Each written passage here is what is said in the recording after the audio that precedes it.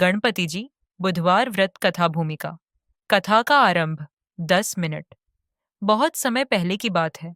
एक गांव में गोपाल नाम का एक गरीब किसान रहता था। गोपाल अपने छोटे से परिवार के साथ ईमानदारी से जीवन व्यतीत करता था। हालांकि मेहनत के बाद भी उसके खेतों में फसल नहीं होती थी और कर्ज के बोझ ने उसे हताश कर दिया था।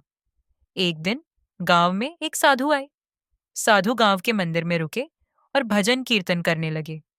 गोपाल ने उनकी सेवा की और अपनी समस्या बताई। साधु मुस्कुराते हुए बोले, पुत्र, भगवान गणेश विघ्नहर्ता है। उनकी कृपा पाने के लिए तुम 21 बुधवार का व्रत करो।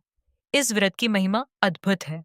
यदि सच्चे मन से व्रत करोगे तो तुम्हारे सारे कष्ट दूर हो जाएंगे और सुख समृद्ध तुम्हारे जीवन में आ जाएगी।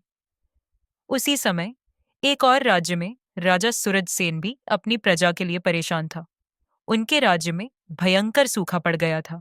साधु ने राजा को भी बुधवार व्रत का सुझाव दिया। व्रत की शुरुआत। पहले बुधवार का वर्णन। 10 मिनट। गोपाल और राजा सूरजसेन ने अगले बुधवार से व्रत शुरू कर दिया। गोपाल ने अपने छोटे से मंदिर में मिट्टी की गणपति मूर्ति स्थापित की। राजा ने अपने महल के मुख्य मंदिर में भव्य पूजा का आयोजन किया। दोनों ने दूर्वा, लाल फूल और मोदक का भोग चढ़ाया। दिन भर फलाहार किया और शाम को गणपति जी की आरती की। पहले बुधवार से ही गोपाल और राजा को अपने भीतर एक नई ऊर्जा और आशा का अनुभव हुआ। जैसे जैसे व्रत आगे बढ़ता गया, दोनों के जीवन में छोटे छोटे चमत्कार होने लगे। गोपाल के खेत में पानी की समस्या हल हो गई। राजा के राज्य में लोगों ने गणपति व्रत शुरू कर दिया, जिससे उनका मनोबल बढ़ा। गोपाल को अपने कर्ज चुकाने के लिए धन मिलने लगा।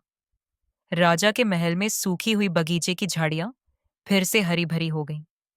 15वें बुधवार को गोपाल और राजा दोनों के जीवन में संकट आया। एक भयंकर तूफान ने उसके खेत को पूरी तरह बर्बाद कर दिया। गोपाल के मन में संदेह उत्पन्न हुआ।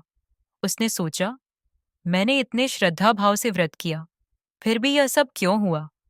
उसकी पत्नी ने उसे धैर्य रखने के लिए प्रेरित किया। राजा सूरजसेन की परीक्षा। पड़ोसी राज्य ने उनके राज्य पर हमला कर दिया। राजा धर्म संकट में थे।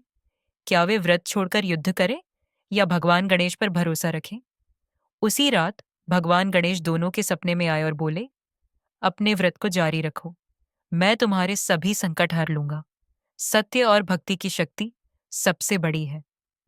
गोपाल के खेत में धीरे धीरे नई हरियाली दिखने लगी। राजा के राज्य में अचानक भारी बारिश हुई, जिससे दुश्मन सेना डरकर पीछे हट गई। 21वें बुधवार को गोपाल और राजा ने व्रत का समापन किया। गोपाल ने विशेष पूजा की और गांव के सभी लोगों को बुलाया। राजा ने भव्य यज्ञ का आयोजन किया और पूरी प्रजा के साथ गणपति जी की आराधना की। गोपाल के खेतों में हरियाली छा गई और उसकी सारी फसलें फिर से लहलहाने लगीं। राजा के राज्य में नदियां भर गईं और प्रजा के चेहरे पर खुशी लौट आई। साधु ने दोनों को आशीर्वाद देते हुए कहा, यह गणपति व्रत की महिमा है। सच्चे मन से जो इसे करता है, उसके जीवन के सभी कष्ट दूर हो जाते हैं। यह कथा हमें सिखाती है कि सच्ची भक्ति और धैर्य से सभी समस्याओं का समाधान होता है। भगवान गणेश विघ्नहर्ता है और अपने भक्तों की हर परीक्षा का उत्तर चमत्कारिक रूप से देते हैं।